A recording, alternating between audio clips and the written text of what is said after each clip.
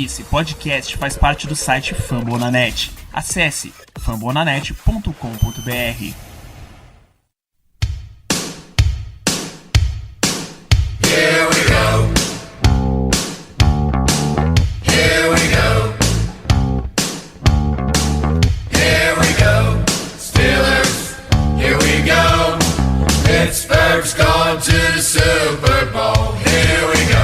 Muito bem, pessoal, estamos começando mais um Black Yellow Brasil Podcast, o episódio 126 desse seu podcast falando sobre o Pittsburgh Steelers para todo o Brasil, direto de fambonanet.com.br, do Spotify, iTunes, Google Podcast, do Deezer, onde a gente está agora, ou da onde você quiser, da onde você preferir. Eu sou o Danilo Batista, seu host, finalmente podendo falar de vitória nesse podcast, finalmente sentindo o sabor de uma vitória. Não dá nem pra dizer que é uma Victory Monday, porque a gente jogou na segunda-feira, uma Victory Tuesday, pra falar desse primeiro triunfo que tivemos do Pittsburgh Steelers na temporada. Então, a presença do nosso amigo Zé Lopes. Muito boa noite, Zé. Salve, salve, nação Steelers. Boa noite, Danilo.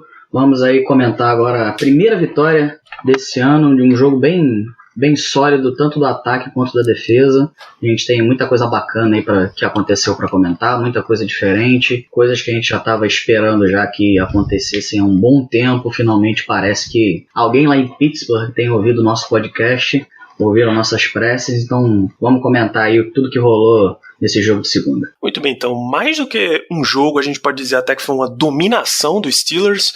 Monday Night Football, uma modalidade de prime time que em casa Mike Tomlin simplesmente não sabe o que é perder, está em 6-0.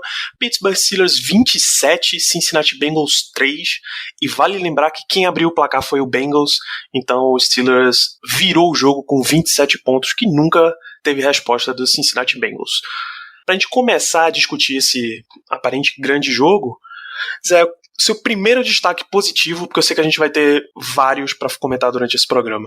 Rapaz, vamos ter vários mesmo, porque diferente do que a gente viu nas 3 primeiras semanas da temporada, esse jogo a gente teve muita gente jogando de forma muito sólida, jogando de forma muito constante, um plano de jogo bem diversificado, então a gente tem diversos nomes, que merecem um destaque e uma atenção especial, mas para mim, de todos os destaques positivos, né, eu tenho 3 caras que eu acho que merecem serem mais destaques, né? E aqui eu vou dar um destaque, no caso, então, para esses 3, e um em cada lado da bola, né? No ataque, eu acho que quem merece o destaque maior é Jaylen Samuels. Assim, a gente vinha implorando já meses o maior envolvimento do Samuels nesse ataque, como um cara mais veloz, um cara que poderia adicionar uma dinâmica no ataque que a gente precisava, né? Eu venho batendo muito isso na tecla no site, nos textos. Quem acompanha lá vê que os textos que eu acabo produzindo, eu sempre bato na tecla da diversidade, da imprevisibilidade do ataque, ainda mais agora com o Big Ben lesionado. A gente precisa disso para a gente conseguir ter um ataque dinâmico, para a gente conseguir vencer jogos, né, porque a gente precisa muito mais do desempenho coletivo do que propriamente do desempenho individual de cada um. Mas o Jaylen Samuels fez uma partidaça ontem, correndo solto, correndo para cima verticalmente, ganhando jarda em cima de jarda, quebrando tackles. Então, para mim, foi uma partida excelente dele. No ataque, esse é o meu destaque. Já na defesa, para mim, vale o destaque para Devin Bush. Eu acho que assim, se alguém ainda tinha alguma dúvida que a nossa trade-up no draft por ele valeu a pena, eu acho que agora ninguém tem mais dúvida. Que Devin Bush está jogando é brincadeira, meu amigo. É brincadeira. O homem está em tudo quanto é lugar do campo, tá no backfield, tá no lado direito, tá no lado esquerdo, tá no meio. Um motorzinho que não para nunca. E eu acho que a gente vai comentar um pouco agora. A gente teve a notícia hoje de tarde que o Vince Williams parece que saiu do injury report, parece que vai conseguir treinar essa semana e deve voltar ao time na próxima partida. E eu acho que o Devin Bush entrou no time para realmente não sair. Se ele sair, vai ser muito pouco.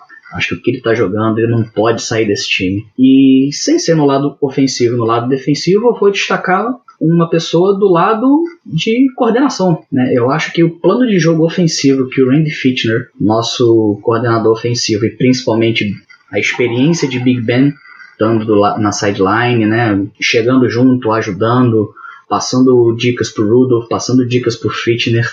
Eu acho que foi um plano de jogo excelente, entendeu? Casou 100% com o que a gente precisava.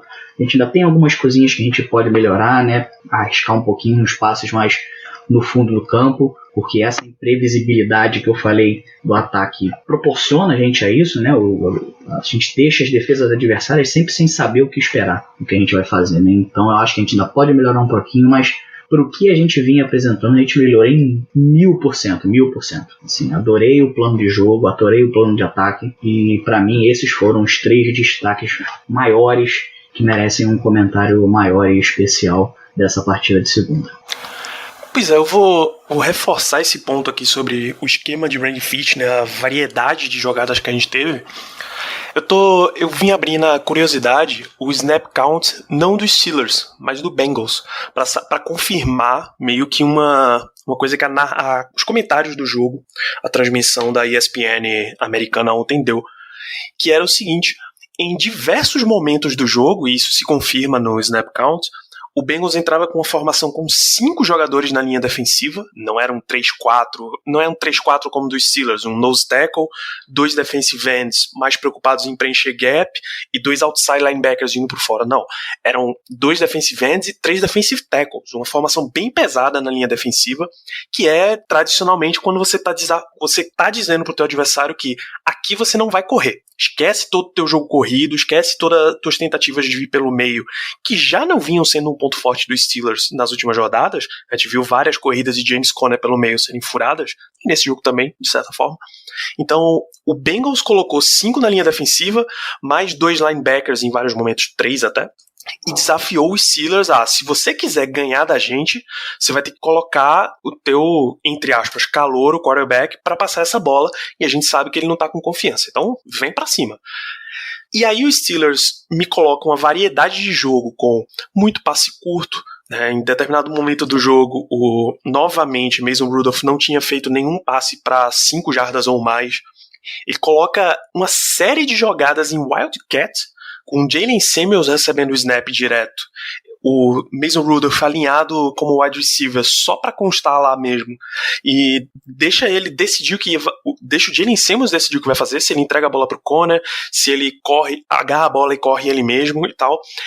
Essa variedade de jogadas corridas em cima de uma série de formações pesadas do Bengals funcionaram, tá? A linha ofensiva puxava todo mundo para um lado, o Samuels partia para o outro, entregava para o Conner voltando, e naquela direção que a linha ofensiva fez um motion, abria-se um gap onde o Conner passava. Ou às vezes ele mesmo fazia uma entregada falsa, pegava a bola ele mesmo e tava lá o gap para ele passar. Então, com movimentações mais criativas do ataque, a gente viu que o Steelers conseguiu avançar bastante até. Acho que, salvo engano, deu de 3-1 a diferença de jardas avançadas dos Steelers. Não, o Steelers avançou 326 jardas no ataque contra 175 do Bengals. Isso é o dobro, basicamente. Com tempos de bola muito próximos. O Bengals teve até um meio minuto a mais de posse do que os Steelers. Então, os drives eram longos, o Steelers soube aproveitar enquanto ele teve a bola, ele soube fazer esquemas que possibilitaram avanços, e aí você não vê Jalen Samuels com números estourados, são 26 jardas corridas, 57 jardas recebidas. Conner até passou das 100 jardas totais, mas o desempenho dos dois jogando juntos, lado a lado, foi realmente excepcional. E aí, para essa variabilidade de jogo correr, você tem duas ajudas essenciais. Ben Roethlisberger na sideline. A gente ficou brincando o tempo inteiro que faltava o nosso coordenador ofensivo lá. Ele mesmo com o headset desligado fez uma diferença absurda. A gente viu um jogo criativo dos Steelers quando o Ben estava na sideline. Que é isso? Que espécie de mistério é esse? E a segunda grande ajuda é que o Steelers resolveu que, se ele ia colocar muito jogo corrido, então ele precisava melhorar o bloqueio. A linha ofensiva não vinha funcionando bem para o jogo corrido nas últimas 3 partidas, nas primeiras 3 semanas. Então você viu a participação do Zach Banner como bloqueador extra. Ele teve 29% dos snaps de ataque do time, ou seja, uma boa participação como um bloqueador extra. Você teve Nick Vannett, jogou 75% dos snaps, ele realmente fez uma diferença enorme nesse esquema de bloqueios. Ele mal aparece se você pega a estatística de recepção. Ele tem 2 passes recebidos para 28 jardas. Mas em bloqueio, sensacional. Coisa que no lance decisivo, quando a gente viu o Zach Gentry, ele foi engolido pela defesa do 49ers. E vamos combinar que o Vannett pode ter aparecido só 2 vezes, né, no jogo aéreo, mas as 2 vezes que ele apareceu foram imprescindíveis. Né? Foram em 2 third downs, se eu não me engano. Um eu tenho certeza que era third down, o outro eu não tenho certeza. Onde a pressão acabou chegando no Rudolph. O Rudolph estendeu a jogada, muito parecido com aquilo que a gente se acostumou durante anos a ver Big Ben fazendo, e achou o Vannett sempre livre para receber uma bola de 15 jardas, de 13 jardas, de 12 jardas. Então, uma excelente estreia do Vannett. Eu acho que a gente finalmente achou, depois que a gente perdeu o Jesse James, um tight end 2. Eu acho que a duplinha que ele vai formar com o Vance McDonald, quando o Vance finalmente ficar saudável, vai ser uma excelente dupla pra gente, porque ambos são caras que correm rotas bem, embora não sejam monstros atléticos, né, não sejam extremamente velozes, mas ambos correm suas rotas bem, têm mãos seguras, dificilmente a gente vê drops desses caras, e são excelentes no bloqueio, que só acaba fortalecendo o nosso jogo corrido, né? Uma coisa interessante que eu acho do nosso time é que parece que a cada adversáriozinho que a gente enfrenta, a gente acaba tirando alguma coisinha desse adversário para acrescentar pra gente, né? Você mencionou, Danilo, de como o nosso jogo corrido foi muito mais fluido com a adição do Jalen Samuels, explicou toda essa coisa que a gente teve snaps em Wildcat, que hora ele mantinha a bola, hora a bola ia no corner. E até mesmo quando a gente tinha formações de corrida que não eram em formação de Wildcat, onde era realmente o mesmo Rudolph under center, a gente viu muitos dos conceitos que o 49ers aplica no seu jogo corrido. A gente viu diversas bolas de misdirection, né, o Rudolph fingindo que ia entregar a corrida para um lado direito e na hora mudando a entregada para o lado esquerdo. A gente viu diversos motions de wide receiver, ora era James Washington, ora era Deontay Johnson, onde ele vinha no jet sweep e aí o Rudolph tinha a chance de entregar a bola para ele no jet sweep para o próprio wide receiver correr, ou então ele atuava como se fosse quase um fullback indo bloquear e abrir caminho para o running back que vinha atrás, que na maioria das vezes foi o Connor, né? E a gente realmente foi muito mais, obteve muito mais sucesso com esse tipo de plano de jogo, com esse tipo de mentalidade, especialmente nas corridas por zona, onde a gente conseguia levar para a sideline e esperava abrir um buraco, não pelo meio da linha. O meio da linha era realmente aquela coisa que a gente batia para ganhar 2, 3 jardinhas, para melhorar um pouquinho a situação para o próximo down, mas essas corridas que a gente conseguia sair um pouco mais para o lado, ler um pouquinho mais em zona, ter um bloqueador extra, ter um motion, ter um misdirection, a gente foi extremamente competente nesse caso, e acho que vale realmente esse destaque. Exato, foi até um dos comentários do nosso glorioso Ryan Clark, que ele fez uma participação no Sports Center da ESPN, falando exatamente do jogo, uma gravata maravilhosa de Ryan Clark. Sensacional. Prêmio melhor gravata. Tentaremos incluir as fotos de Ryan Clark no Sports Center no post desse episódio. Então, esse foi o grande destaque dele, e é isso que ele mostra até em vídeo. Corridas por fora, já que o Bengals estava pesado por dentro e não vinha funcionando as corridas por dentro pelo meio da trincheira mesmo. E a segunda grande estratégia é que normalmente o Steelers trabalha com 2 filosofias. O The Standard is the Standard, é o que todo mundo brinca com o Mike Tomlin, que os Steelers têm um padrão de conduta, de estilo de jogo, de tudo, que ele segue aquele padrão e não se desvia daquele padrão, tá? E o Next Man Up, a filosofia que se um jogador teu está impossibilitado de participar, o próximo jogador que está na fila vai ter que assumir e vai ter que corresponder às expectativas.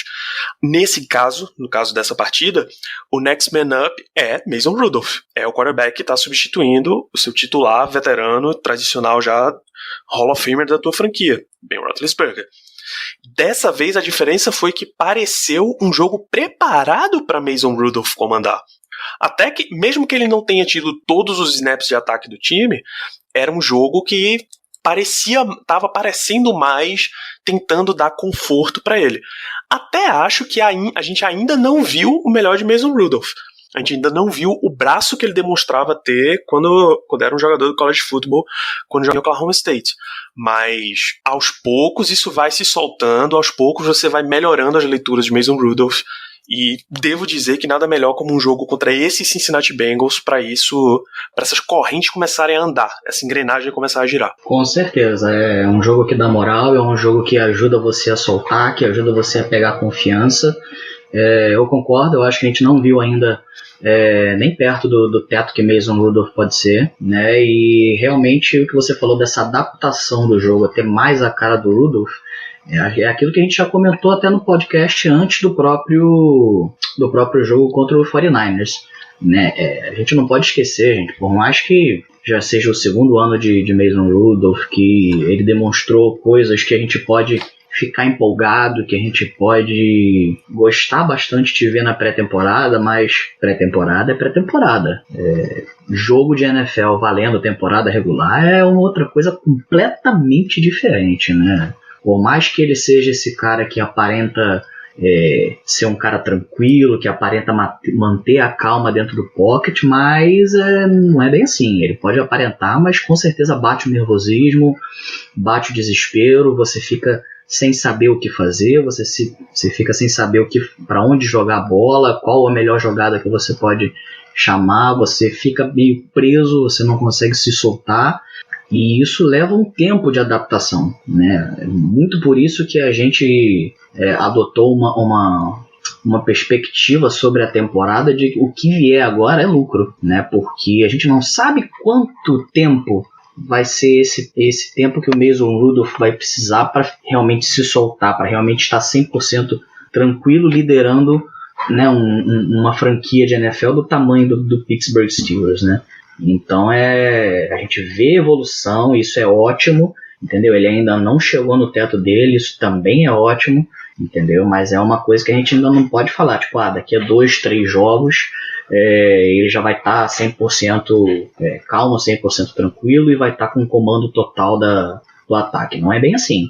A gente viu ele dar passos, mas é um caminho que a gente não tem muita previsão de quanto tempo vai durar e de como vai acontecer, né? Mas realmente o que ele apresentou é algo de se animar.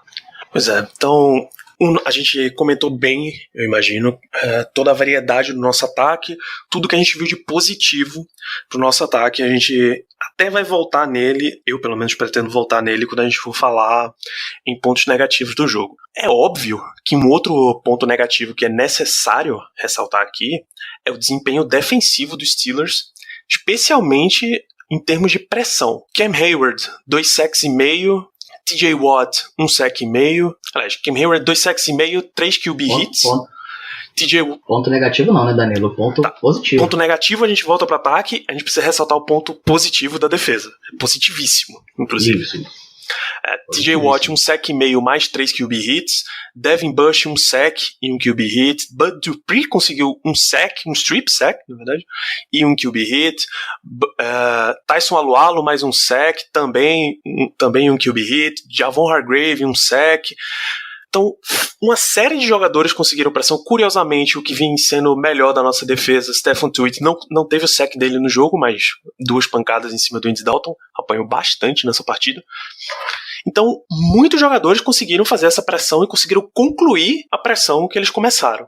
É claro que a gente tem que considerar o fator da linha ofensiva do Cincinnati Bengals. Os 2 tackles do Bengals titulares foram Andrew Smith e Bobby Hart. Andrew Smith é veteranaço, já foi cortado, recontratado, não só no Bengals, mas em outras franquias também. É claramente um jogador que você traz para completar elenco quando precisa. Bobby Hart já era meio um desastre no Giants e veio porque o Bengals estava precisando de algum tackle. Michael Jordan, guard, calouro. John Miller, o outro guard, primeiro ano dele no Bengals. Trey Hopkins nunca foi um grande jogador, apesar de já estar no seu 5º ano em Cincinnati. Então, é realmente uma linha ofensiva muito abaixo do que se espera de um bom time da NFL. E aí, a defesa dos Steelers fez o que boas defesas fazem. Se você pega uma linha ofensiva capenga, você atropela. Tem um lance, eu acho que é um sack do TJ Watt, que ele arrasta o Bobby Hart da linha de scrimmage até ele bater, o próprio OL bater no Andy Dalton, e aí quando ele vai pegar o Dalton, tem mais 2 ou 3 jogadores do Steelers já em cima também, porque eles também venceram seus duelos contra a linha ofensiva. Foi uma tragédia a linha ofensiva de Cincinnati, e aí o Steelers atropela 8 sacks nessa partida. Se eu não me engano, esse lance que você comentou, acho que era o Ken Hayward, em cima do left guard do Bengals. Eu posso estar com a memória falha, mas eu me lembro que teve alguns lances onde você vê que o Hayward simplesmente molestou o left guard do Bengals. Foi um negócio assim, realmente a linha da ofensiva deles tem um grande caminho a ser percorrido ainda. O Zac Taylor vai ter um trabalho árduo para consertar aquilo ali.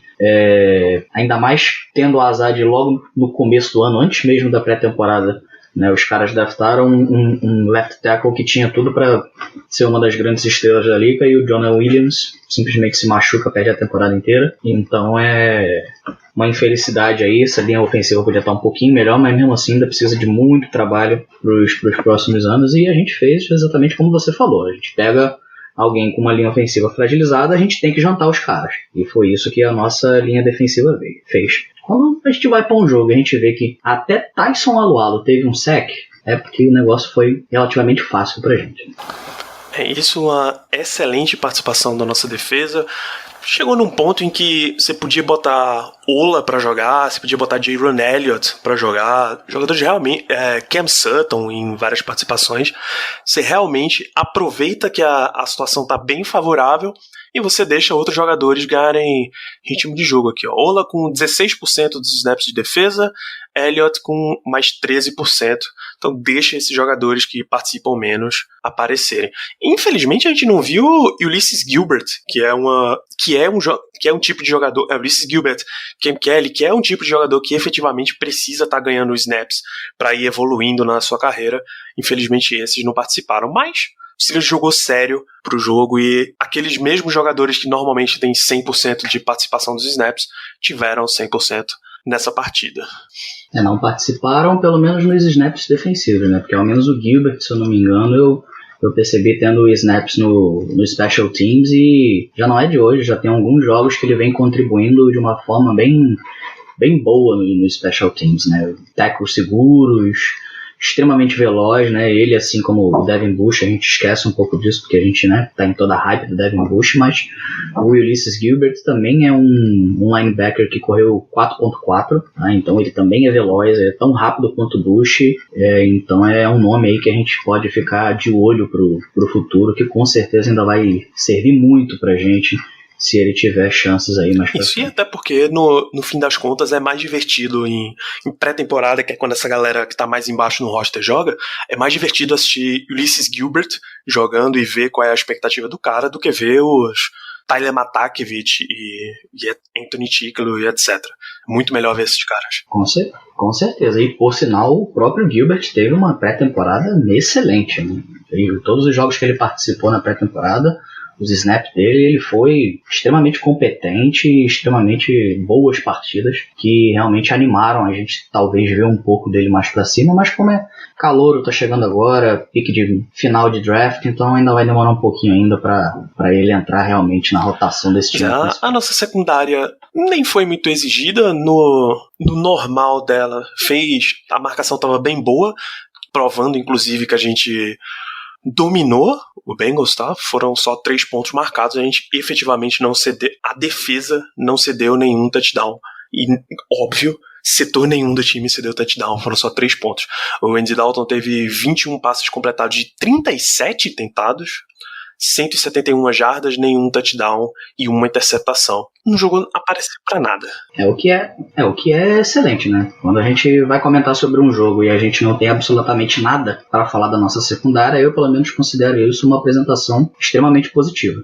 A gente não tem nada para falar, sinal que a gente não sofreu perigo nenhum ali na nossa secundária. Então realmente foi um excelente jogo, né? A gente viu comentários depois rolando no Twitter que parece que realmente o Minkah se assentou nessa defesa, né? Se tornou um líder, já chamando jogadas, melhorando instantaneamente a comunicação ali atrás, tornando a nossa secundária mais sólida, né? Mais um ótimo jogo de Steven Nelson, né? Para quem a gente estava com medo danado no começo da temporada, que poderia ser bastante queimado, de acordo com o histórico que ele tinha lá em Kansas City, mas tem feito partidas excelentes aqui no Steelers. Então, assim, um jogo onde a gente não tem nada de ruim para falar da nossa secundária, nada de excelente também, porque não apareceram. Para mim, é um jogo... Só se a gente for realmente ser muito criterioso, a gente precisa falar daquela interceptação dropada por Joe Hayden.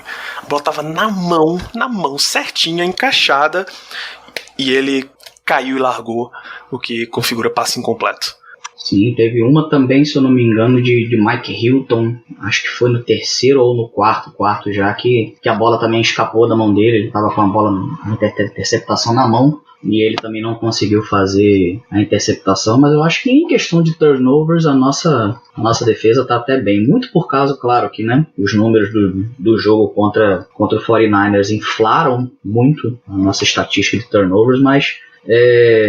realmente tem algumas picks que a gente não pode deixar dropar, a gente tem que capitalizar, né, como diz o termo em inglês, em cima dessas chances, mas eu tenho gostado da evolução. Eu acho que a gente tem caminhado um bom caminho nessa parte de forçar turnovers, de conseguir picks, e eu acho que muito disso se deve ao coaching do Teryl Austin, né, que, se Deus quiser, em um futuro próximo aí vai ser o nosso defensive coordinator. É isso, então é a mostra de que a defesa tinha muito talento em campo, eram 7 jogadores de primeira rodada alinhando, mas quando você adicionou um 8º jogador que efetivamente tem mais visão de jogo do que os anteriores e tem a liberdade de comandar aquele setor, é o caso do Minkah Fitzpatrick, você vê passos largos à frente sendo dados. A gente obviamente vai esperar desafios maiores, ataques mais possantes para confirmar, mas o que a gente viu até aqui do que a defesa foi exigida foi excelente. A partida contra o 49ers, 5 turnovers gerados, que aí o ataque não resolveu o jogo, e agora contra Cincinnati, que a defesa foi perfeita, dominou um time que efetivamente não tinha nada para oferecer do outro lado. E já que a gente mencionou essa interceptação dropada do Hayden, vale um pequeno ponto negativo que a gente vai apresentar aqui. Se a gente falou que a variedade de jogo que o Steelers apresentou, graças a Randy Fitch, né, Ben Roethlisberger, as participações de Jalen Samuels e James Conner, foi excelente, e foi de fato, tem um probleminha nessa história inteira. Não vai durar para sempre. Tá? Em alguma partida, e potencialmente já as próximas partidas, você vai ser exigido a ponto de você vai ter que abrir mais ainda teu playbook. Você vai ter que ter mais variação de jogo. Quando você não consegue tirar grandes coisas do seu jogo aéreo, na NFL de hoje em dia costuma ser problema. Deontay Johnson, 6 recepções de 6 passes tentados para 77 yardas e um touchdown. Bom, mas largou um fumble no começo do jogo. O Nick Vannett recebeu todos os passes. O Juju teve 3 recepções em 4 passes, mas foram só 15 jardas. Isso é bem, bem pouco. James Washington não conseguiu receber o único passe que ele recebeu. A gente viu só esses 3 wide receiver, quer dizer, a gente viu esses 3 e mais Johnny Holton jogando, tá? Johnson, Juju, James Washington com quase todos os snaps de ataque. Só para confirmar, Juju são 73% dos snaps, Deontay Johnson 63% e James Washington 76%. A grande maioria das formações tinham pelo menos 2 desses 3, porque o Steelers alinhou várias jogadas com 2 running backs, com 2 tight ends, então isso diminuía a quantidade de vezes que você precisava de 3 wide receivers. A gente viu, ano passado a gente viu um monte de formação sem ninguém no backfield e com 4 recebedores e mais Jalen Samuels alinhado para receber. Nessa a gente está vendo muito menos wide receivers alinhados em campo. Se você não quer passar muito a bola, tudo bem, você bota menos wide receiver em campo mesmo, mas vai ter jogo que você vai precisar dar uma variada e aí os wide receivers vão precisar aparecer. Fica esse pequeno asterisco aí, o desempenho foi bom, mas eles vão ter que aparecer em algum momento. É só isso que a gente tem de ponto negativo para ressaltar, eu imagino. Nem tanto. Tem uma pessoazinha em especial na defesa que eu acho que a gente merece falar, que, como sempre, mais uma vez, destoou de todo o resto da unidade, que foi Mark Barron. Embora ele tenha conseguido fazer uma interceptação na end zone, né, mas também o Andy Dalton mandou a bola no colo dele. Se ele me dropa aquilo, é para ser cortado naquela hora mesmo, podia sair do jogo ali e já ir embora. Mas ele tem destoado demais do resto da defesa, demais. Parece entrar nos jogos sem vontade, sabe? Vai pro tackle com mão mole, sem chegar junto mesmo, sem chegar firme, completamente perdido às vezes na marcação, seja por zona, seja homem a homem. Eu acho que de todas as contratações que a gente fez, a gente já não é um time muito de contratar, então a gente geralmente, né, é cirúrgico naquilo que a gente contrata. Todas elas vêm dando relativamente certo, a exceção do Mark Barron. Para mim é um destoante na nossa unidade defensiva muito grande, e eu tô dando graças a Deus que o Vince Williams tá se recuperando de lesão aí, já saiu do injury report, e se Deus quiser vai voltar pro time aí no próximo jogo, tirando snaps do Barron, se tudo der certo, né? É óbvio que a gente sabe que ele ainda vai jogar porque foi pago na free agency. Os Steelers funciona assim a exceção, né, de casos extremamente específicos, como por exemplo o Moncrief, que também foi pago, mas não tem jogado por culpa dele mesmo, né? Não tem correspondido dentro de campo. Mas eu acho que a gente ainda vai ver alguns snaps de Mark Barron aí no time titular ainda, por mais que a gente não queira ver. Mas vale o destaque negativo para ele, e basicamente o único destaque negativo desse jogo. Em termos de special teams, basicamente nada a relatar. O que precisamos de Boswell, ele compareceu.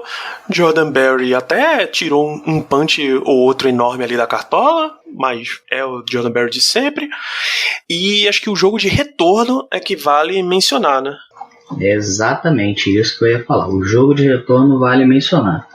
A gente tinha ano passado, né, o Ryan Switzer como nosso retornador principal, indiscutível, intocável, né, graças a essa habilidade dele de retorno que ele foi introduzido cada vez mais aos poucos no plano ofensivo da equipe, né, e acabou se tornando meio que um cobertor de segurança pro Big Ben, sempre recebendo aqueles passes curtinhos ali de 3, 5, 6 jardas em third downs. O Big Ben adorava mandar bola nele para isso, aquelas rotas curtinhas, aquelas drags, aquelas flats, né? Mas esse ano deu uma caída.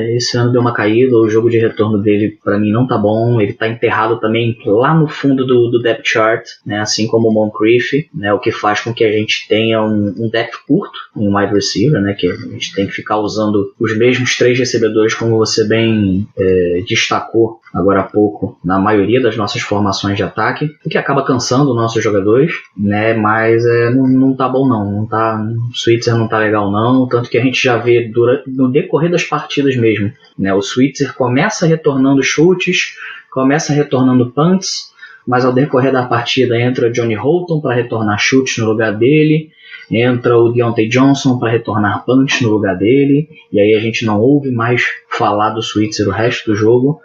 Então eu acho que se ele não abrir o olhinho dele, a hora do corte já tá chegando. Eu acho que vai ser difícil ele segurar esse lugarzinho no roster por muito tempo. Isso, como não tem estatística de Ryan Switzer retornando, o que significa que todos os retornos dele foram fair catch. O único que ele não pediu fair catch foi anulado por uma falta. Na verdade, qual foi aquele lance? Teve uma falta e o Steelers declinou da falta, aliás, aceitou a falta pra chutar de novo. Não foi isso? É exatamente isso, né? Ele conseguiu fazer um retornozinho ali, que também não foi grandes coisas, foi um retornozinho pequeno, se não me engano, um retornozinho de 4, 5 jardas, alguma coisa assim.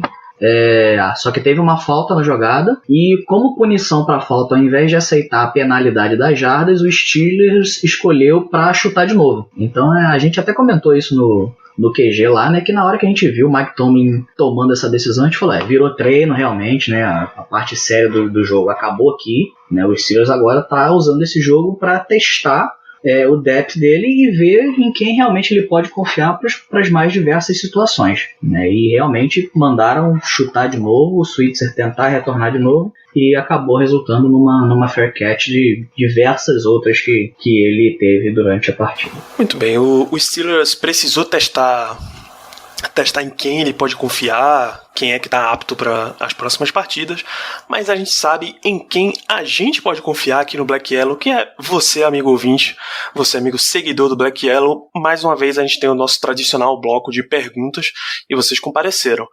Nosso Jay Brickashaw Dantas, playoffs é pouco provável.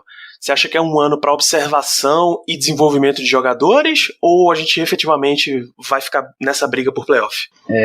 Eu disse até isso no começo, né? Eu nem sabia da pergunta do Dantas, mas eu acho que é um ano de observação, sim. Como eu disse, a gente não sabe qual vai ser o tempo de maturação do Rudolph, a gente não sabe quanto tempo vai levar para ele verdadeiramente estar confortável nesse ataque, estar confortável na liderança de uma franquia de NFL como o Pittsburgh Steelers, porque é muita coisa que entra em jogo para você ser o cara do ataque, né? Você tem que conseguir lidar com os seus recebedores, conseguir manter eles com a moral alta, você tem que conseguir distribuir bem as bolas, você tem que conseguir fazer bem suas leituras, você tem que saber bem quando fazer ajustes para snap, usar motions, quando trocar para corrida, quando não trocar, como estender as suas jogadas. Você tem que ter uma boa relação com a sua linha ofensiva, né? Então são muitas variáveis que entram na performance de um quarterback, né? Para mim é uma das profissões esportivas mais difíceis do mundo, né? Então para mim, por mais que a gente tenha vencido sim, mas não vamos se iludir, o time do Bengals é um time fraquíssimo, tá competindo pau a pau com o Dolphins para ver quem vai ser a pick número 1 do próximo draft. Então eu acho que ainda assim, mesmo com a vitória, que mostrou bastante coisa boa pra gente, bastante coisa que a gente pode usar como base, né, para evoluir, para construir em cima, mas eu ainda acho que é um ano que a gente vai tirar para observar quem a gente pode realmente confiar para ficar ano que vem, quem a gente não pode, desenvolver esses jogadores, colocar eles em situações onde eles tenham que performar, né? A gente já viu Deontay Johnson assumindo um papel importante, a gente já vindo Jalen Samuels agora assumindo um papel importante, Mason Rudolph assumindo um papel importante, aquela história do Next Man Up que a gente comentou no começo do programa, né? Essa é a mentalidade do ano. Se calhar de realmente o time encaixar e a gente voar e encaixar uma sequência de vitórias, ótimo, perfeito. Mas ainda assim eu acho que o objetivo principal ainda é a observação e o desenvolvimento desses jogadores, para aí sim, ano que vem, quando o Big Ben voltar, se Deus quiser voltar saudável, voltar em alto nível, aí sim a gente já ter uma base bem desenvolvida, bem sólida, uma ideia boa do que pode ser a cara desse novo Pittsburgh Steelers, que a gente possa encaixar Big Ben ali e aí sim fazer uma corrida para um Super Bowl para conseguir dar mais um anel para Isso inclusive responde já a pergunta do Vitorian Lopes, qual é o teto de desempenho de Mason Rudolph. A gente está basicamente aguardando, Vitor, para saber o que é o que pode ser Mason Rudolph para os Steelers. Ele simplesmente ainda não foi liberado para jogar. Se você lembra daquele desempenho Alex Smith, Game Manager, ele ainda tá abaixo disso, tá? O time não confia nele nem para ser só o Game Manager, tá bem abaixo. Exatamente, né? Ele ainda é um processo aí. Se eu fosse olhar para o Mason Rudolph, realmente, olhando ele num teto, já num auge, eu vejo que ele pode ser muito bom, tá? Eu vejo que ele pode ser, se a gente for botar aí fazer um ranking, né, dos quarterbacks da liga, algo entre 10ª e 15ª posição, eu vejo o Rudolph conseguindo chegar num teto dele, tá? Mas é o que a gente falou, a gente não sabe quanto tempo ele vai conseguir fazer isso, né? Quanto tempo ele vai conseguir chegar lá. Ele tem essa temporada aí para evoluir, para mostrar o quão longe ele consegue chegar, para ver se ele consegue garantir um contratinho dele com a gente depois da eventual aposentadoria. O João Paulo MS pergunta: a gente está achando a linha ofensiva pior do que nas últimas temporadas? Eu acho que bem claramente sim. Ela tá pior do que nas últimas temporadas. Seja por chamadas e esquema, seja por qualidade mesmo de atuação dos jogadores. Sim, concordo.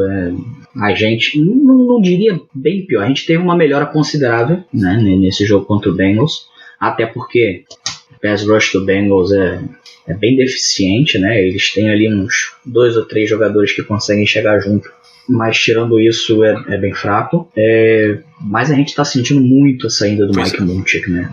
O problema não é nem que talvez o Shaun Sarrett não tenha capacidade, não tem o conhecimento para ser o coach dessa linha ofensiva, mas é inegável o peso que você ser um técnico de linha ofensiva, Hall of Famer da posição, isso te traz muito mais moral na hora que você vai ensinar as coisas. Isso, você viveu aquilo ali de uma forma tão profunda e em tão alto nível que os detalhes que você passa, a forma como você passa, quando você fala, é uma coisa que é muito mais fácil a absorção.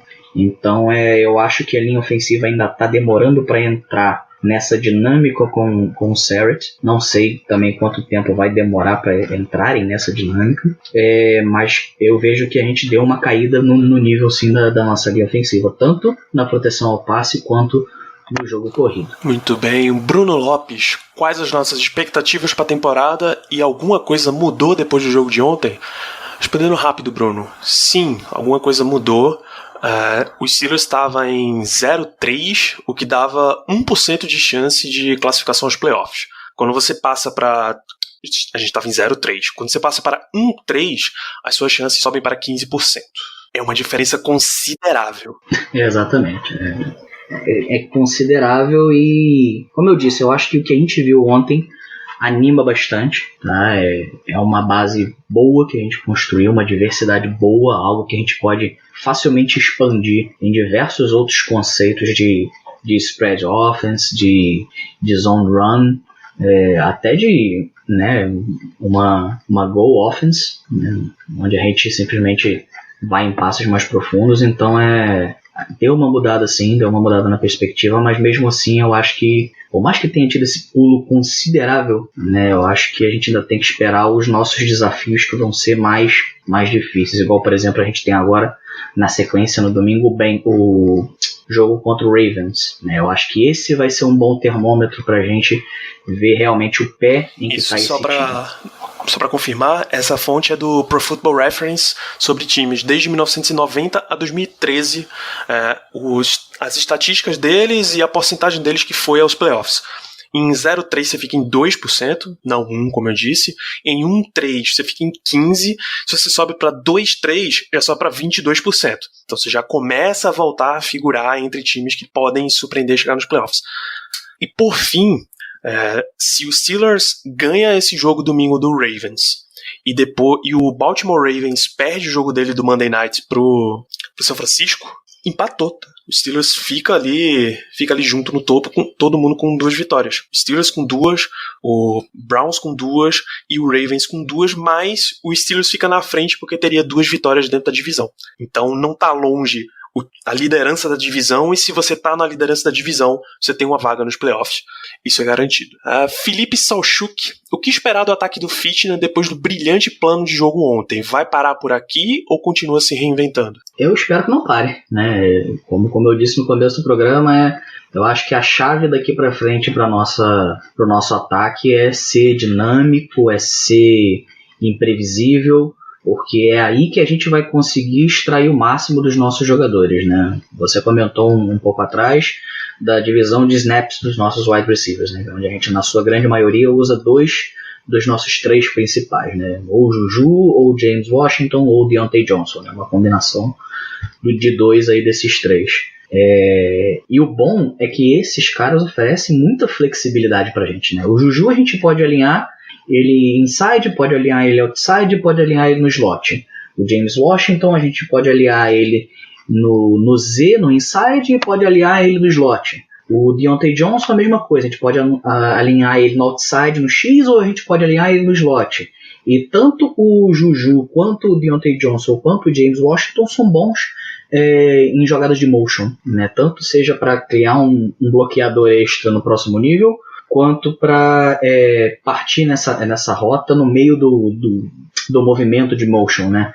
Então, assim, eu acho que isso permite a gente ter uma diversidade muito boa dos nossos wide receivers, né? Aí alia-se a isso, a gente ter o Lightning e Thunder do James Conner com o Jalen Samuels, e o Jalen Samuels ainda ser uma arma tanto no jogo terrestre quanto no jogo aéreo, né? E a consistência que os nossos tight ends na frente oferecem, né? Em Vance McDonald e Nick Vannett agora, eu acho que a gente consegue ter ótimas armas com uma boa linha ofensiva que a gente sabe que a gente tem, por mais que não esteja no nível do ano passado, mas a gente sabe que a gente tem, né? Então eu acho que a gente tem peças para a gente ser cada vez mais imprevisível, cada vez mais criativo. Eu espero que a gente realmente seja. E eu acho que essa criatividade passa principalmente por Mason Rudolph, né? Coisas que a gente viu Mason Rudolph fazendo no jogo de segunda-feira, a gente, por exemplo, nunca imaginaria Big Ben fazendo. A gente não imaginaria Big Ben alinhado como wide receiver em uma formação de Wildcat. Eu, pelo menos, não consigo imaginar isso, né? Então,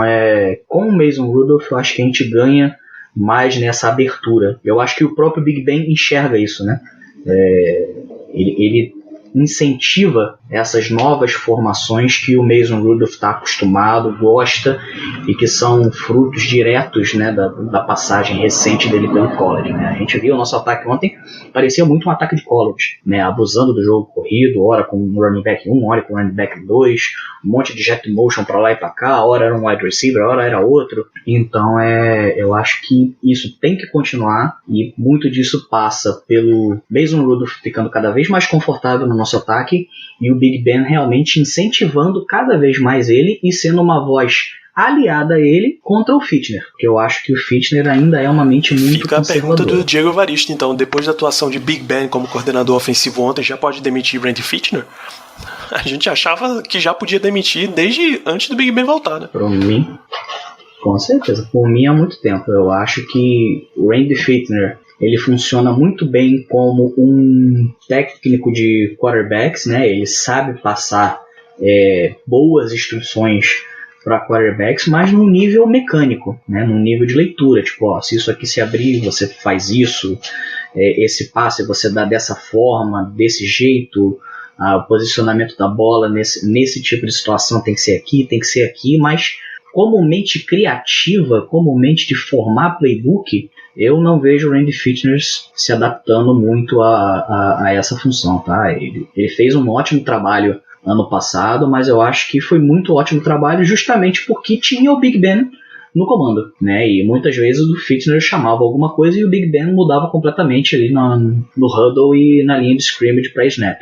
E eu acho que aos poucos eles estão dando essa liberdade para o Mason Rudolph fazer o mesmo, né? Muito por conta da influência de Big Ben. Então eu acho que Big Ben na sideline é essencial para Mason Rudolph se sentir cada vez mais confortável. Por mim, pode demitir o Fichtner. Vocês sabem que a nossa opinião é que nenhum dos dois coordenadores, na verdade, nenhum dos três coordenadores são de alto nível. Randy Fichtner, Keith Butler e Danny Smith, nenhum dos três vale a pena. Pode até ser bom treinador de posição, mas como coordenador mesmo na NFL, não dá mais para continuar o experimento, não.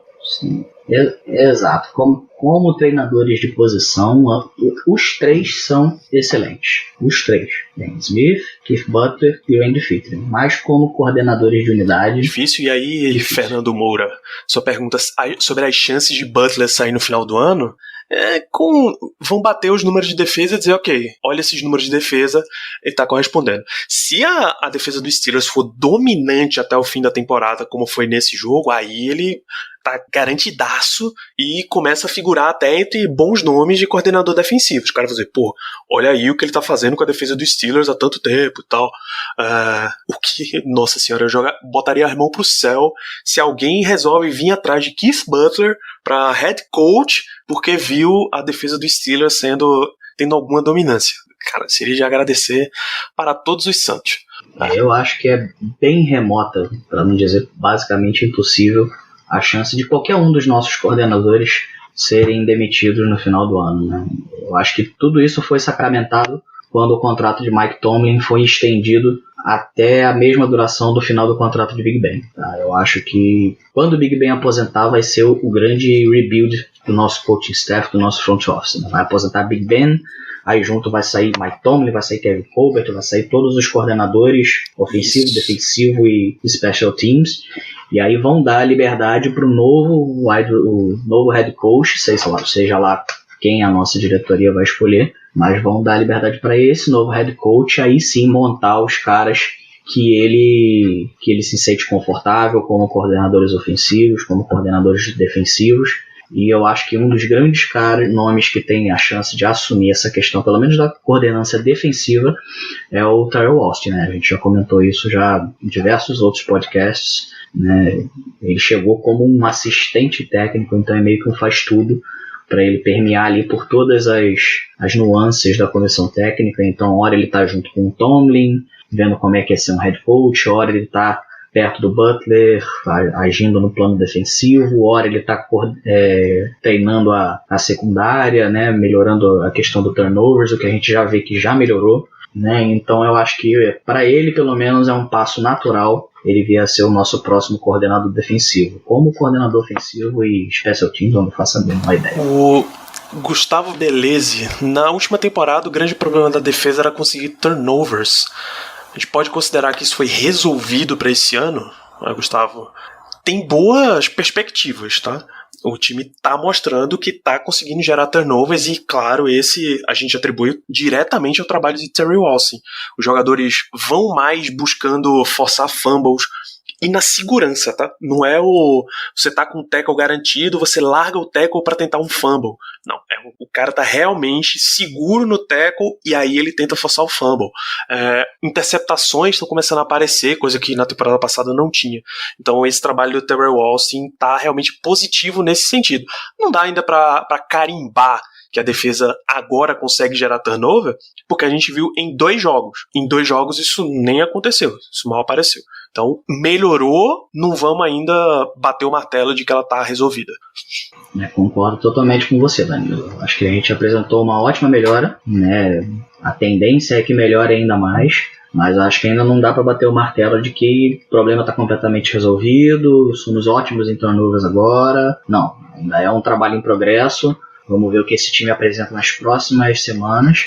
Isso, mas deixa eu dar uma filtrada aqui. O Saulo César também pergunta se tem chance de playoff. Sim, é exatamente como você disse, Saulo. Dependendo de combinação de resultados, a gente pode voltar para a liderança da divisão e aí, estando na liderança, o jogo é jogado e o lambaria é pescado, como já dizia o outro. Você perguntou e você mesmo respondeu. Muito obrigado, Saulo. O Vitor pergunta se, do jeito que a defesa jogou contra Niners e Bengals, se dá para acreditar que ela possa jogar no mesmo nível contra Baltimore, mesmo com um dia a menos de descanso. Mas enfim, contra Baltimore não é grande diferença não. A melhor perspectiva que a gente tem, Vitor, é a volta de Vince Williams, tá? Com Vince Williams, a nossa defesa contra a corrida tende a melhorar sensivelmente. É uma coisa que a gente tem cedido muito espaço. Vou até ver os números do Joe Mixon aqui nesse último jogo, mas é uma coisa que a gente tem cedido muito espaço. O 49ers se aproveitou disso amplamente. Então a volta de Vince Williams dá uma boa perspectiva para a gente diminuir esse buraco. Joe Mixon foram 15 corridas, 62 jardas. Dá umas 4 jardas por tentativa. Isso é bastante, só que o Bengals ficou muito atrás no placar rápido, então eles tiveram que parar de correr e começar a passar a bola. Então tem boa chance sim da gente ter um desempenho ok contra Baltimore e ainda melhor do que a gente viu em termos táticos, tá? Não necessariamente em resultado, mas em termos táticos a gente tem uma boa possibilidade de jogar melhor ainda. Exatamente, eu acho que vale ressaltar e a gente ir além dessa estatística que você trouxe pra gente agora, Danilo, do Joe Mixon, porque boa parte dessas jardas que ele conseguiu correndo, a gente viu que não foram logo no começo do jogo, né? Quando o jogo ainda não estava, digamos assim, resolvido, né? A gente ainda estava ali perdendo de 3, estava com 1, 2 posses de diferença.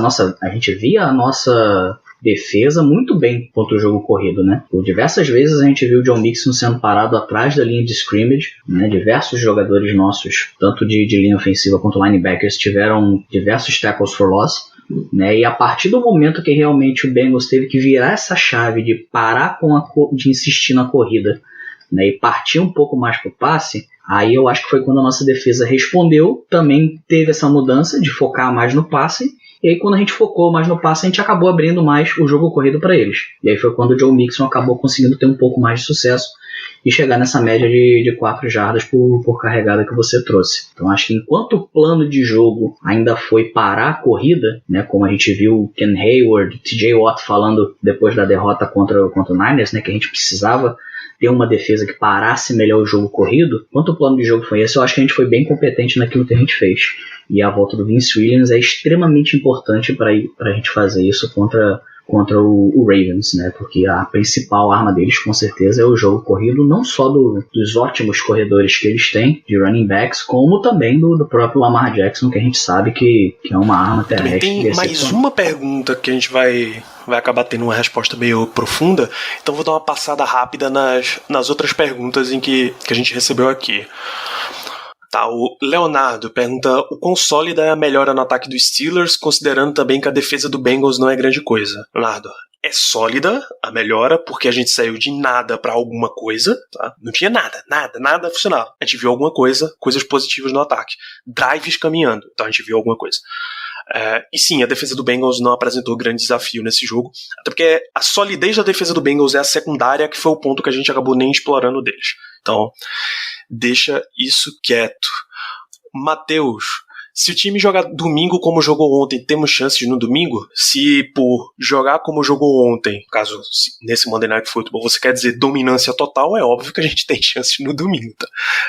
O lance vai separar o grande jogo corrido de Baltimore e ver o que acontece. O Alexandre de Ned, essa eu vou passar para vocês, qual a projeção para o uso de pacote com 2 running backs e 2 tight end para o resto da temporada? Você acha que isso vai acontecer mais do que a gente vinha usando ultimamente? Eu espero que aconteça sim. Eu acho que a gente tem grandes chances de começar a explorar mais esse pacote, né, que a gente acaba chamando de pacote pony, né, que é quando a gente entra com os 2 running backs alinhados na própria posição de running back atrás no backfield, ao lado do quarterback. Né, então eu acho que esse pacote tem dado muito certo pra gente. Como eu disse, a gente tem o Lightning e o Thunder com o James Conner e o Jalen Samuels, né, o raio e o trovão. Então um rapidinho, ligeirinho, o outro barulhento, pesado, de forma a gente ter mais força. Eu acho que pode ser bastante sucesso, até por conta do que eu disse sobre os nossos tight ends, né? Ambos os tight ends agora, com a chegada do Nick Vannett, são excelentes bloqueadores. Né? Então acho que isso abre mais a possibilidade, abre mais diversidade. Gustavo Torres, Randy Fitner ouviu o podcast passado e acordou pra vida colocando 2 running backs no plano de jogo, além de intensa movimentação para snap no backfield. Aparentemente sim, você viu o que o Steelers prometeu que ia fazer, que era envolver mais running backs na partida, ele envolveu. O James Conner dividiu bastante o backfield com o Jalen Samuels, o que é bom. Se os Steelers têm em termos de nível dos seus jogadores um comitê de running back, usa o comitê de running back, bicho. Você não precisa ter o mesmo jogador fazendo várias carregadas pro resto da partida. Exatamente, assim, a lógica toda por trás da pick do Benny Snell no nosso draft foi exatamente essa. O Steelers queria formar um comitê de running backs onde ele conseguisse tirar uma peça e botar outra e não perder muito no jogo corrido. Então, a partir do momento que você tem um comitê, você não precisa necessariamente usar uma peça por vez. Você pode embaralhar aquilo ali. Você usa 2 peças por vez, você pode misturar Conner com Benny Snell com Jalen Samuels, que por hora a gente viu, né? O Benny Snell atuando como fullback, abrindo caminho, hora ele mesmo correndo. Então a gente tem realmente que utilizar, fazer uso desse comitê. A última pergunta que a gente tem do Ataíde. Com a chegada de Nick Vannett e do Minkah Fitzpatrick, o time parece pronto, sólido e profundo. Esse é um ponto que eu discordo razoavelmente. Vou até querer ouvir a tua opinião depois. Mas aí a pergunta central dele é: picks no draft são realmente super valorizadas? Ou vocês acham que a gente teria 2 jogadores melhores com as escolhas de primeira e de 5ª rodada? Você pode começar, Zé. Você acha que a gente teria possivelmente no primeiro e 5º round do ano que vem jogadores melhores com essas escolhas do que Nick Vannett e Minkah Fitzpatrick? Certamente não. Como a gente comentou quando aconteceu a trade do Minkah, né? O Minkah hoje ele já é melhor defensive back do que qualquer defensive back da classe de 2020. Tá? Simplesmente pelo puro fato de que ele tem tanto talento quanto qualquer um dos defensive backs da classe de 2020, e o ponto principal é que ele já está pronto. Ele não é o cara que precisa chegar e se provar, ele não é um cara que precisa chegar e passar por um training camp para ver se vai ganhar posição, ver se vai startar, não vai. Não, ele já se provou. Minkah Fitzpatrick já é um dos melhores free safeties da liga. Então ele já chega com toda essa experiência, ele já chega com toda essa versatilidade que ele traz. Então certamente a gente não iria conseguir escolher um defensive back que causasse mais impacto. E aí por isso que eu leio melhor, tá? Não estou lendo só questão de teto do que o Minkah Fitzpatrick pode apresentar, que eu ainda acho que ele pode ser ainda melhor do que ele já é, tem tudo para isso, mas em questão de impacto, tanto imediato quanto no futuro, eu acho que a gente não conseguiria ninguém melhor do que o Fitzpatrick. E quinta rodada, né, meu irmão? Vamos combinar que quinta rodada para baixo é quase tiro no escuro, né? É difícil você achar valores que impactem num time, como por exemplo o Vanity impactou nesse jogo, né? Foi extremamente sólido, fez recepções em momentos cruciais da partida, foi um enabler do nosso jogo corrido, né? E com certeza a gente não ia conseguir nenhum rookie que já chegasse plug and play e fizesse todo esse impacto que ele causou. Então eu não acho que a gente conseguiria fazer escolhas melhores. Acho que as picks foram extremamente bem utilizadas, tá? E ao ponto que, nesse caso, eu acho que dá pra gente afirmar que sim, picks são superestimadas, né? Acho que muitas vezes a gente se apega muito às picks do draft, né? Com aquele sonho de eu vou escolher um jogador aqui que vai encaixar lindamente no meu time, é como se eu tivesse pegando um jogador no Madden que fosse overall 60 e levando ele até o nível 99. Nossa, é a minha criancinha, eu tô crescendo ele pro mundo, né? Mas não é com todo mundo que esse conto de fadas dá certo, né? Tem gente que escolhe na primeira rodada, pique número 1 e nunca dá certo, nunca faz nada na liga. Tem gente que sai do sexto round e vira um dos melhores wide receivers da liga. Então é algo muito da pessoa, do time que ele encaixa, do que pedem para ele fazer, do quanto o time dá de liberdade para ele fazer. Tem diversas variáveis que entram nesse processo. Então acho que às vezes a gente acaba supervalorizando o pick, sim. E quando são trades como as trades que aconteceram, que faz o total sentido, né? Que já são caras que chegam, contribuem imediatamente, são caras baratos, né? O Vanett está em fim de contrato, mas se a gente for renovar ele pro ano que vem não vai sair nada caro, vai ser um cara barato para renovar. O Minkah ainda está em contrato de calor e a gente ainda vai ter a opção de quinto ano. Então, assim, de todos os aspectos que você olha para essas trades, eu acho que realmente foi muito melhor do que se a gente tivesse usado as picks que a gente A deu, única ressalva é que é o seguinte: sem o Minkah, a gente provavelmente, não dá pra garantir, claro, estaria bem afundado, assim, seria um dos 10 piores times, talvez um dos 5 piores times, e pick top 10. A gente viu o sacrifício que foi de sair de 20 para 10, para subir pelo Devin Bush, e pick top 5, bicho, eu não faço a menor ideia de quando foi a última vez que o Steelers teve uma, tá? Eu acho que... eu não vou lembrar. Mas tem muito tempo que o Steelers já não selecionava no top 10 do draft. E pra selecionar no top 5, bicho, pode voltar aí no tempo. Pode voltar muito no tempo. Então, escolhas no top 5, no top 10 são bem valiosas, tá? Você normalmente não deixa passar de jeito nenhum escolhas assim. Vou trazer para você, Danilo. A última vez que a gente escolheu num top 5. Não, eu tava buscando, eu tenho a última vez que a gente pegou no top 10, que foi... Peraí, o nome tá aqui. Plexico Burress no draft de 2000, foi a escolha número 8, o wide receiver.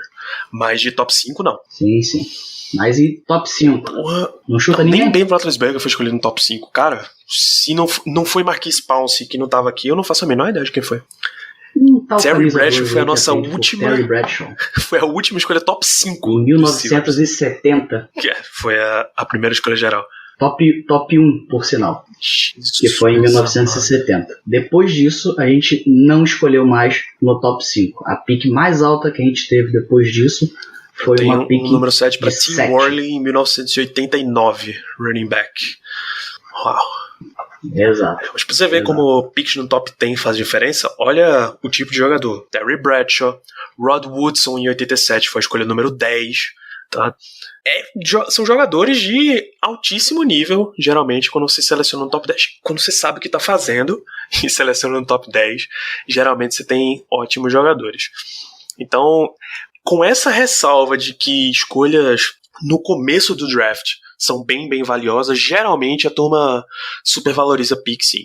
A não ser que você esteja buscando um quarterback, como é o caso do Dolphins, como é o caso que alguns analistas acham que o Steelers deveria ter feito, segurado a onda, ficado ali com a sua escolha, que ia ser bem baixa para já buscar um substituto para Ben Roethlisberger, que a direção claramente acredita que esse nome é Mason Rudolph, e se der tudo errado com Mason Rudolph, tudo errado com Big Ben, a gente vai com a escolha de segunda rodada e um free agent, seja o que Deus quiser.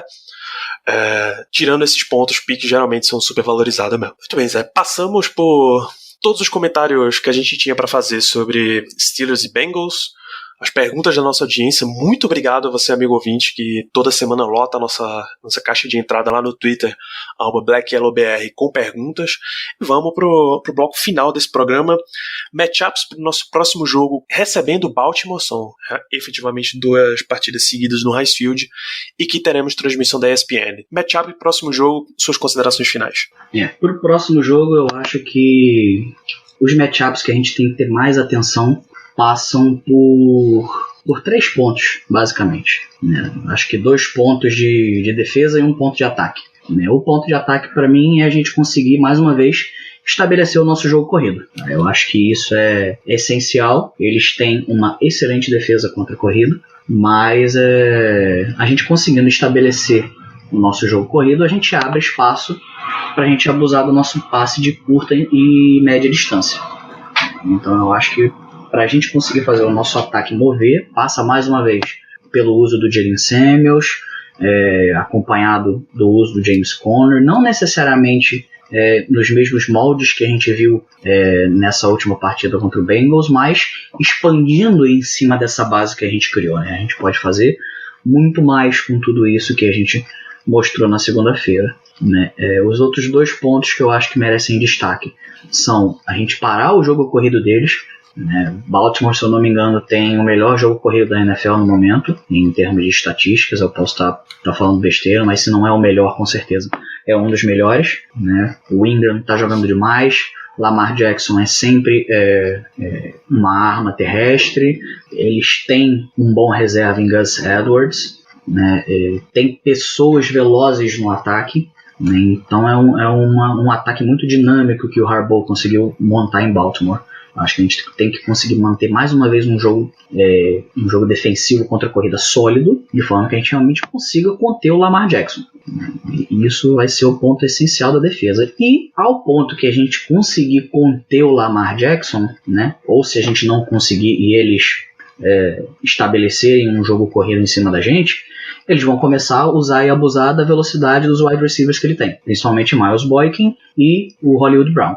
E principalmente o Hollywood Brown vai ser um cara que é extremamente capaz de queimar a nossa defesa, seja pelo meio, seja pelo outside. Então a gente tem que ter uma atenção especial em cima dele. Quanto a isso, são somente esses os meus destaques. Eu acho que a gente conseguindo atacar esses 3 pontos, a gente deve fazer um excelente jogo, A gente tem condições de conseguir a vitória, sim, até por conta do que a gente viu na última partida de Baltimore contra o Browns. Eles não fizeram uma boa partida, então ainda é um time que ainda tem deficiências e que podem ser bem exploradas. E por mim ficam só esses destaques aqui. Eu queria mandar um abraço para toda a nossa audiência, a todo mundo que contribuiu com as perguntas, e um abraço extremamente especial ao nosso chefinho, comandante deste barco, desta bagaça, nosso Ricardo, que hoje infelizmente não pôde participar com a gente do podcast, mas a gente está aqui cuidando do forte, protegendo o forte, para, se tudo der certo, na próxima vitória contra o Baltimore Ravens, depois de domingo, a gente ter o Ricardo aqui com a gente comemorando. Confirmou a sua ida mais um ano para Pittsburgh. Ele deve ver Steelers e Rams? Acho que né? Isso, Steelers e Rams. Ou é agora esse mês de outubro, ou é no comecinho de novembro. Estará lá em loco e, claro, acompanhe as redes sociais do Black Yellow Brasil para conferir tudo que ele vai enviar de lá, o nosso correspondente especial direto de Pittsburgh. E é isso, os grandes matchups da partida são efetivamente esse. O segredo do jogo dos Steelers passa por parar Lamar Jackson. Claro que você vai precisar tomar cuidado com a grande adição que eles tiveram, o Earl Thomas. Tá? Ele é o cara que está ali patrulhando no fundo do campo. Para pegar a interceptação, o que sobrar é dele, e isso dá mais liberdade para os outros jogadores avançarem um pouco mais, ou seja, isso lota mais o box, isso dificulta o jogo corrido, então é uma defesa que vai efetivamente desafiar esses esquemas criativos que a gente tem feito. Mas é lembrar que esse jogo vai ter transmissão da ESPN, tá? Acho que é a ESPN 2 que vai fazer a transmissão dessa partida. Então, basta ligar a TV que você vai ter todos os lances de Pittsburgh Steelers recebendo o Baltimore Ravens. Então a gente volta na semana que vem para comentar sobre essa partida contra o Ravens. Esperamos que vocês tenham gostado desse programa. Espero que vocês sigam a gente lá no Twitter, no Instagram, @BlackYellowBR. Você deixa suas 5 estrelas e comentários lá no iTunes, Apple Podcasts. Agora resolveram fazer essa mudança de nome. Você deixa lá suas 5 estrelas, ajuda a gente a chegar para mais ouvintes. Acompanha lá em fambonanet.com.br/BlackYellowBrasil, tá? Toda semana tem post saindo de pré-jogo, de pós-jogo. Acompanhe efetivamente as colunas. É um trabalho que o Zé tá liderando a redação Black Yellow Brasil, trabalho excelente. Então é isso, acompanhe a todos, recomendem para mais amigos fãs do esporte, torcedores de Steelers. Nos vemos na semana que vem. Um grande abraço a todos e até lá. Yeah, you know what it is. Black and yellow, black and yellow, black and yellow, black and yellow. Yeah, you know what it is. Black and yellow, black and yellow, black and yellow, black and yellow. Yeah, you know what it is.